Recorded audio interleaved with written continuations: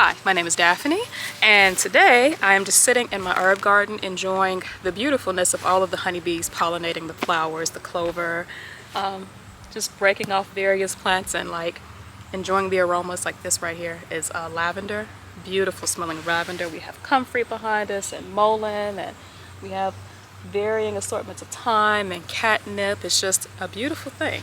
I'm sitting here looking at a trellis full of overgrown pole beans, and we have green tomatoes coming in, and we have peppers. It's just the beautifulness of the garden is now. And we just got some rain, so I don't have to water today, which is great.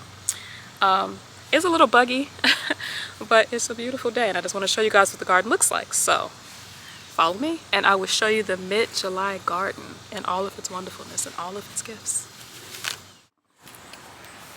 And so this is the herb garden and all of its beauty here.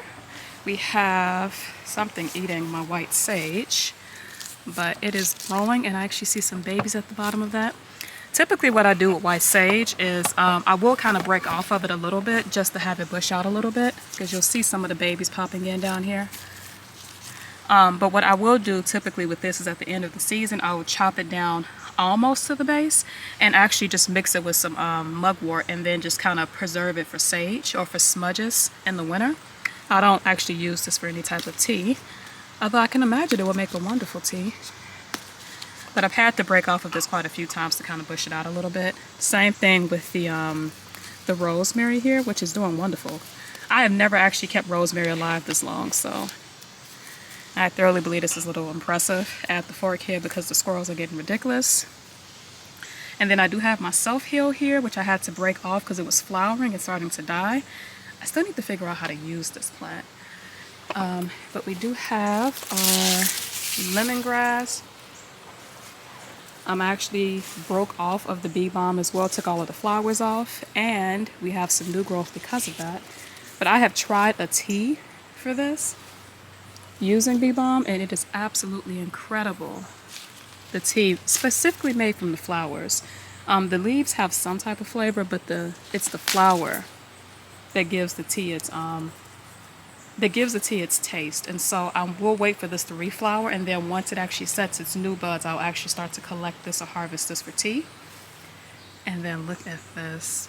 Not an herb, but we do have some cherry tomatoes. And we have our regular sage, which I need to break off of this as well, but actually I'm using this for Thanksgiving dressing. We have our mullein, our catnip, which is doing wonderful in this basket, although some insect has been eating this. Our thyme. Here's our lemon balm, which is actually trying to flower.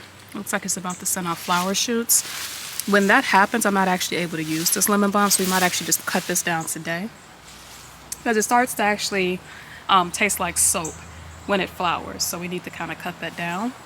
We do have some chamomile. I need to cut the flowers on. Our St. John wort. Some beautiful banana mint, which smells heavenly. The tea from this is incredible. I did actually up-pot this. Actually made a raised bed to put this in, so I'm hoping, I just pulled a root. I'm actually hoping that it will, bush out a little bit more so I can offer you guys this in the tea form, because it is incredible. We have our hyssop, which has also been a wonderful tea. It's mixed with lemon balm for cold sores. So this is another one I'm actually trying out. We have our lavender, which is just great in general for like a calming tea, especially if you mix that with some peppermint and some chamomile. And the smell is just incredible, just to like wave your hand through it. And then we have our tulsi, which I did cut down and is putting on new shoots. So that's wonderful. I actually have this drying in the house. Don't have large quantities of tulsi. I just need to actually create a larger growing space for it, but it's absolutely wonderful for an herb. We have another set of lemon balm here.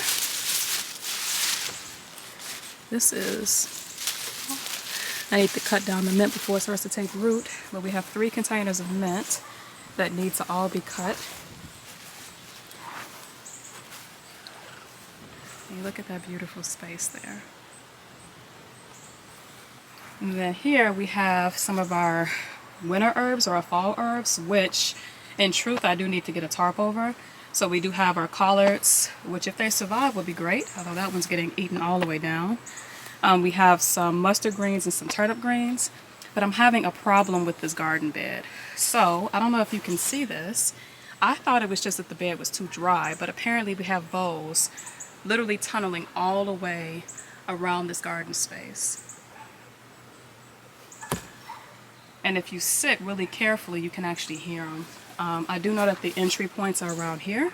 I do have one bait station in front of the garden space. I might need to actually put another one here. The only problem is if they do take the bait, they'll die, and I don't want them dying inside of my garden area, but I might have to worry about that later. And then down here, we have our pepper bed. So right now we have our Sugar Rush and our Marconi Reds. It looks like some of the peppers don't have, well, we just starting to get some peppers here. And then we do have some larger peppers here. And look at the cayenne peppers. That's why I like growing these in Thai peppers, because you get peppers like right away. And it actually looks like we have a few that's coming up. I actually did pick a few of them yesterday, and they are currently in the refrigerator because I will be dehydrating them, but I need more than 2 or 3 to put in the dehydrator. But aren't they gorgeous? All of these peppers on there. I mean, tons and tons of green ones.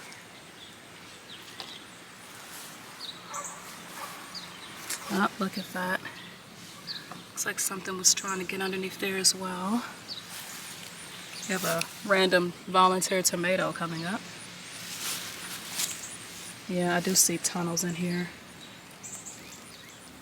Gonna have to do something about the voles, because they've definitely been tunneling underneath here. Definitely have a vole problem. I was thinking about doing some live traps, but then you have to relocate them. So what do you do for that? Anyone that have had some vole issues, please leave a comment to tell me how you got rid of them, because they are wreaking havoc. I have them underneath this bed here as well. As you can see, a lot of the bed got cleared out because, as mentioned, we lost a lot of the we lost the squash. So the beds are kind of empty. We're actually about to lose a tomato too, I think. It's been a really weird year. I'm actually wondering if maybe the vole problem is a little worse than I thought it was, because the tomatoes aren't really, I mean, we did have a mild drought as mentioned. But I don't know. But we do have our tomatoes here, so some smaller ones growing in. This is a Cherokee Purple. We have some cinnamon basil here. And then we do have another Cherokee Purple. Tomatoes here. I ripped out the board, so I left the open space. We do have some Amish paste, which have a bunch of tomatoes on them. It's just the plants are a little, they're sickly. I'm definitely gonna have to, I did fertilize, so maybe I have to come back out and do some more fertilizing and maybe loosen up the soil a little bit. And then can we take a moment to appreciate this? I mean, it's gorgeous, isn't it? It does need to be deheaded. A lot of these are going to seed. So I might actually cut these down and allow for the younger ones to come up, but it's absolutely beautiful. And then here is some very healthy stinging nettle, which needs to be chopped down again. So we'll definitely do that.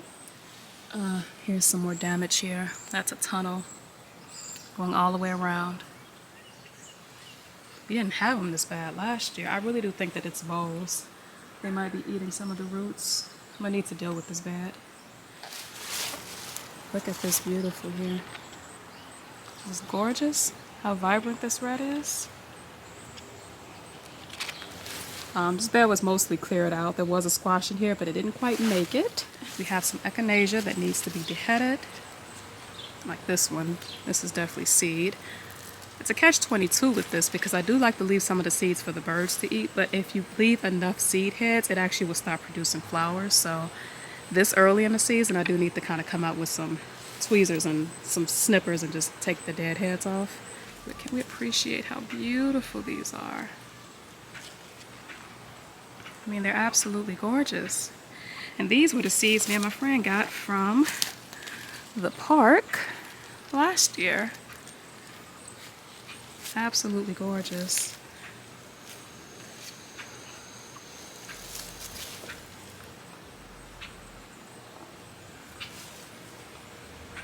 We have one lone red zinnia here, which will actually be much bigger, I think, when I cut down the kale here. Oh well. Well, we have our tomatoes here. Here's our mystery tomato, which is actually one of the healthiest tomatoes in the garden space. We have a white tomaso, which has some tomatoes on it. And we have our Cherokee purple tomato here, which needs to be needs to go up, but it's actually getting some color to it. And look at this. This is a Dr. Witchy's here. These tomatoes are huge. It's actually healthy. This is a healthy plant as well. Then I don't know if you guys can see how many pole beans. I have been harvesting every 2 days like clockwork. I come out and take a full bag of pole beans. Like, my family is sick of eating them at this point. So note to self, I do not need to plant 8 plants worth of beans. 2 or 3 will be fine. I did leave one here to go to seed, so I can give that to my friend.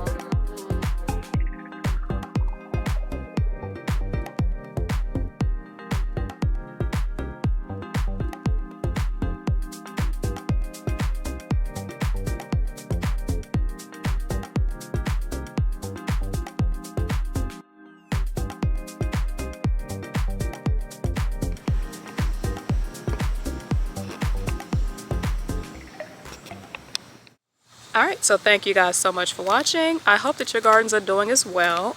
We did get a small blight. We were coming out of a blight, so a lot of the rain was kind of withheld for July, and also the heat as well. And so the plants are in a weird space, but it's still quite beautiful. I hope your gardens are doing well.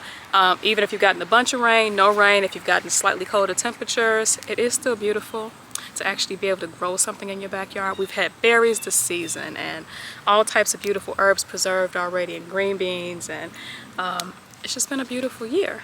And I hope that you guys have found peace in your beautiful growing space as well.